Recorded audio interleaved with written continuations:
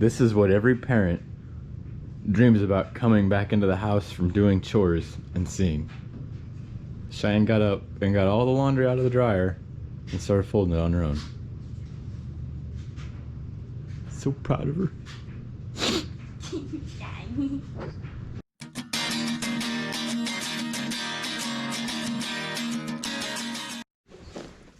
Hello everyone. I hope you're enjoying the channel. If you're new here, I do appreciate if you subscribe. It shows statistically on our channel that 60% of the people that are viewing our videos are not subscribed. It's 100% free. We don't send any advertisements, nothing like that. Nobody does. You can hit the notification bell if you'd like to see when we post new videos, but other than that, we won't bother you. It's just to kind of show you and keep us in your feed so you see when we do post new videos. But other than that, let's get started with this barn tour. This is our livestock barn that we built with the help of a couple of neighbors. By we, I mean my wife and I and a couple of neighbors.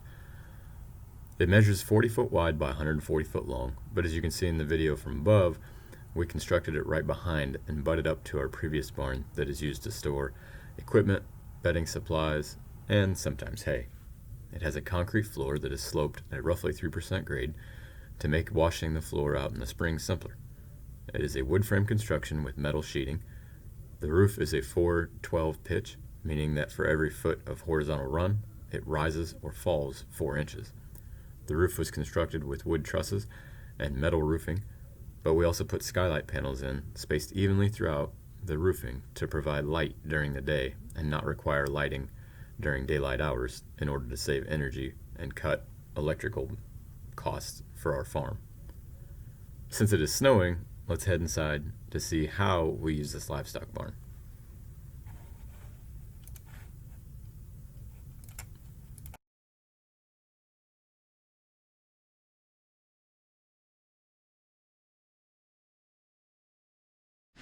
All right, so first things first, this whole area was originally planned for manure storage, and it still kind of is. But right now what we're using it for is to store our hay inside. We had a tarp incident and it was leaking, so it kind of got some of our bales wet. Not all of them, but it did get a couple of them wet, and they're still gonna be okay, but if we leave them out there, it would have got worse, so that's why we brought them in here. The other thing that'll be gone soon is all of our extra materials from when we built this barn. If you guys didn't know, we built this barn ourselves. We didn't hire a contractor. We had some friends help us. But other than that, built right here on our farm, wife and I, and a good neighbor of ours. The pile of extra materials won't be in here next year, but for right now it is. So it'll give us more space to store either hay in here during the spring and summer, or sorry, during the summer and fall until they move in. There's some extra gates back there too. There's a basketball hoop back there. The biggest thing is that we do want to use this for manure storage at some point, but right now we can't. This is our manure spreader. We call it the politician. It's always, you know, throwing political promises. And it's older. We do need to put a new floor in it, but it works very well. And for 300 bucks, I couldn't complain. This is our gravity wagon. This actually stores all of the grain that we feed our animals. I guess I can show you the inside. So we actually put this framing on the top because originally we were gonna store this outside. But the problem with that is that even with a good roof, no matter how good the roof was, it was kind of irrelevant because these seams right here, see how they're just spot welded every few inches? They're about 6 inches or 8 inches. Yeah, they're not waterproof. So we ended up not being able to do that anymore. So we leave it in here. But it's a good place for it. It's easy for us to get the grain. There you'll see randomly kind of buckets that are spaced out throughout the barn. These buckets are here because our animals get 3 full 5-gallon buckets a day. It's really, when we weigh them, there's almost 30 pounds. It's 29.1 pounds worth of feed inside each bucket. Of, you know, a full bucket like this, not to the brim full, but carryable full, so we're not spilling it everywhere. So you'll notice that there's 2 full buckets and 2 half buckets. That's because we split it up So they get 1.5 buckets fed on this end of the barn in these troughs that are on this pin. So right here, 6-inch PVC, 10 foot long, cut in half. And so we'll essentially just reach right over the pin here, and I'll just dump it like this as I walk along. Works very well because I'm out of their way. They're not pinning me up against the gates or anything like that. They don't really hurt you, but it's inconvenient because they kind of trap your legs. So we'll do that, and then we walk back to the other end of the barn, which we're about to do here in a second, and I'll show you the feed setup over there. It's very similar. We put bales out. There's a lot of bales out right now. There won't be so many bales out in the future. Once they eat these ones gone, we'll actually only end up putting 4 bales out at a time, and they won't be against the walls anymore.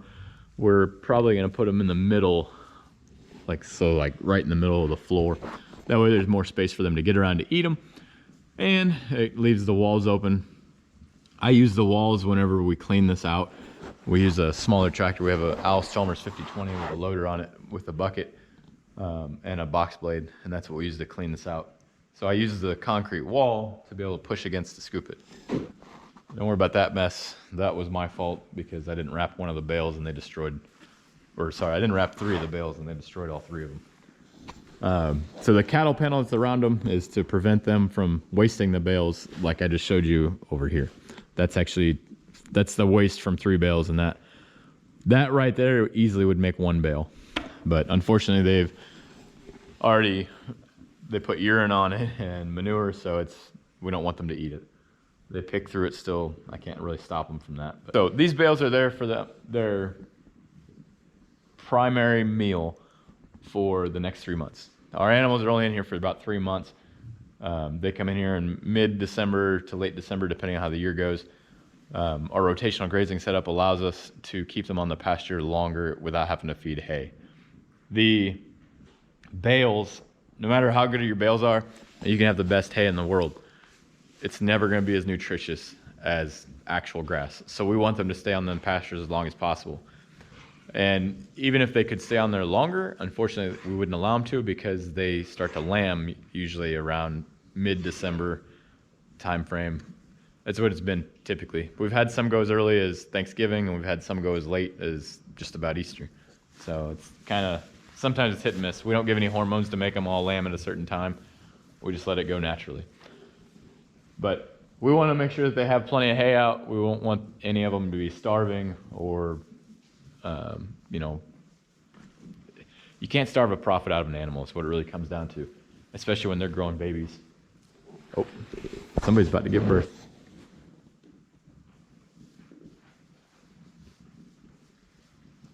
I'm almost sure of it. She's about to give birth. She was over there kicking and digging. We'll watch her as we talk.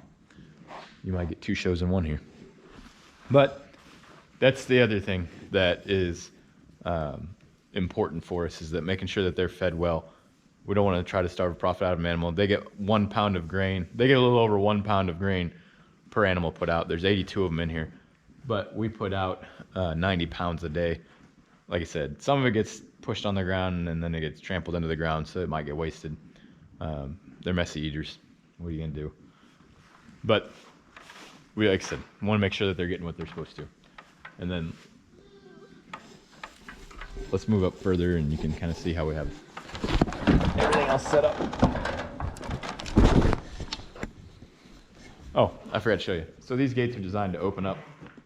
There's a pin right here. It's a bolt, but there's a nut on the bottom of it. You can see right here. And we can just take those out and we can open this gate if we need to. Makes it to where we can easily get in and out without having to take the whole thing down. And then each end, so this end over here is on hinges, and the end over here behind me is on hinges as well, so we can swing them. So basically they swing out like this. Well, this side would swing out like that, and the other side over there would swing out the other way. Sorry, I'm not very good at this camera angle thing. As far as the barn structure itself, 2x6 material all the way around, girders, purlins, everything. Just because we got a heck of a deal from Menards, And it was the same price to buy those 2x6x20s as it was to buy 2x4x20s, because somebody didn't pick up their order and they just needed to move. So worked out good for us. Up top, the lights. So I don't know how well you can see it. Hopefully the light's not drowning it out. But there's a outlet up there. I'll show you right here. So there's an outlet just like this up there. The top one is controlled by a switch. There's a tab on the side we break so it doesn't share power between them. And then the bottom one has constant power. It's like that because we are going to put cameras up eventually. So everywhere you see a light, there's an outlet like that, and we can put a camera below it all the way down. And then these outlets down here, we originally set it up to have pins, so individual pins all the way down, and we ended up changing it. We had it set up as pins, as you can see in earlier videos, and we have a video showing you how we made our pins. The pins worked very well, but it was inconvenient to water them. It took forever to water them, and then it also took a while to feed grain because of the way we had to do it. And lastly, it took a while to clean the pins. The pins were difficult to clean because it had to be done by hand for the most part. You could get a tractor in there, but you couldn't get the whole thing, so you're still cleaning at least half of it by hand. So we went ahead and changed to an open setup like this. Plus, with it open, we gain a lot of room down the middle here. So we had a 10-foot opening all the way down the middle, basically where that opening is up there on that barn. It just came all the way down here so we could drive equipment down here, so like the tractor or anything like that, to grab a bale, whatever we needed to do. Change that up.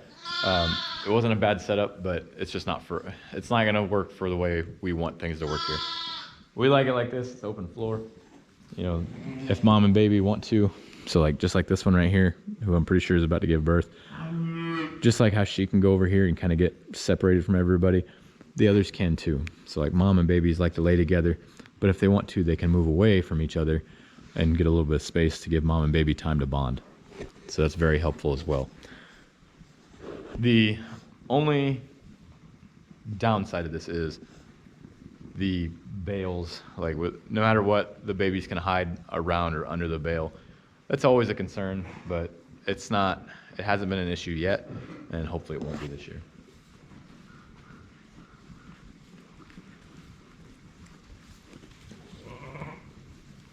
I think she's in labor.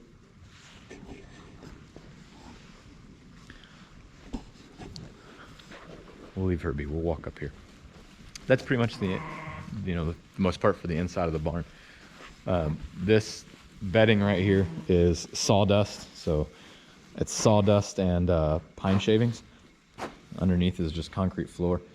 And you can see it's not very dusty when I kick it up. It doesn't make a whole lot of dust. It pretty much settles. It does do a very good job of absorbing it. And we have a video describing how we made our pen bedding, or how we decided to do it. The way that these guys are watered is very similar to the way that they're watered out in our pasture, except for is a smaller trough. And we do a smaller trough like this because you can hear the water right now flowing through there. And as it fills up all the way, it'll shut it off. It's a float valve, kind of like a toilet. But the beauty of that is that this water flowing constantly through that hose will keep that hose from freezing. And then I don't have to sit here and come out here and take this hose off, go thaw it out, bring it back out here to fill up a big trough or whatever they use. This is their mineral. They always have access to it. We mix up our own, and we always want them to have access to that mineral. The mineral has, it's a mineral salt, and then we also add a vitamin A and E compound to it, and also selenium. Selenium is very important to sheep. It is very, very important for their nervous system. This is our lambing pen. Sort of. This is where we store bottle lambs and their bucket. If you're interested more about how we treat and care for our bottle lambs, there's another video on the channel that really goes over that. But this is pretty much where they live until they get old enough and big enough that they would be weaned, and then we send them out here with the rest of the herd, or the flock.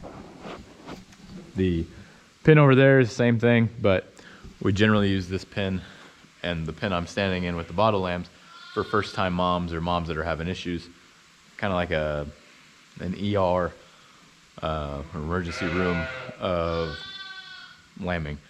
And then this middle section is reserved for two things. One is bottle lambs if the other two pins are full. If the other two pins aren't being used, then we use them for bottle lambs and keep this middle open. Because the other thing that this middle is for, we put that little tractor right there, that Allis Chalmers 5020. We bring that in here, and with the forks up, I can come in far enough, the forks hanging over, or the bucket hanging over, and the box blade still fits inside of there. And then we shut. Let me go out. Then we end up shutting this gate right here. And we latch it so that it's kind of like a secondary gate, so that we can go through here with the tractor to clean the barn out or put more bales out, and these guys don't get out and come anywhere that they're not supposed to. And then last but not least is the original barn. Now, we did not, these two barns are actually not connected at all. The walls and everything, like over here where that wall goes down the side on the outside, is not connected other than the flashing. So, you know, if this barn out here went, it wouldn't take the original barn with it, or vice versa. If this barn were to go, it wouldn't take it with because it was connected tight. The original barn, this is what we used to use, not so much for lambing, kind of for lambing, but for protection from the freezing rain and stuff. And you can see, so like we'd empty this out, so like this little tractor wouldn't be in here, the side-by-side wouldn't be in here, and like our head chute over here, these boxes, wouldn't have any of this stuff in here, but the grain cart that you saw down there, the gravity wagon, it was in here when we didn't have that other barn. So essentially they had the center way, right? So they had 10 foot by 60 foot plus a little bit of space here and there on the sides to fit in. And this caused nothing but problems for two reasons. One, lambs would get stuck on the silliest of things. They'd get their heads stuck in the forks. They'd get back behind the brush hog over here, and they wouldn't be able to figure out that they just need to walk backwards to get out. Lots of little things that would end up killing them.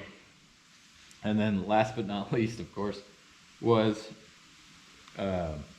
unfortunate, but they'd get trampled by the others, the big ones. If something spooked them and they all ran out of the barn, the lambs unfortunately would get trampled by the adults. And kind of the same concept goes on in there. Not nearly to the same extent, but if we get them excited and they all start running around, sometimes they will run into the lambs. We want to mitigate that, and that's why we feed from the outside of the pen. And then the other thing that we like to do is we want to get those cameras and get those set up. That way we can monitor them without coming out here, because as we grain them, they get excited and they think that every time we come in here, we're going to give them grain. So there's some future plans for it, but overall, this is our livestock barn tour, kind of the setup of what we do. This is where our water is actually already in this barn, so we just ran a hose out.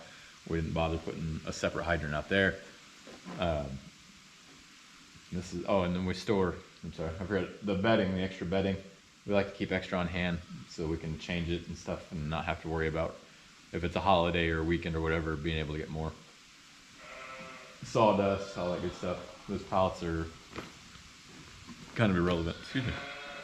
So, other than that though, this is how it runs. If you're curious about more, please do like and subscribe, like the video and subscribe to the channel, and we'll show you everything we can. We don't hide anything. We want to show everybody the mistakes and the trials and errors and everything else that we go through, so that you all don't have to do the same thing. So thank you, have a blessed week, and I hope to see you next time.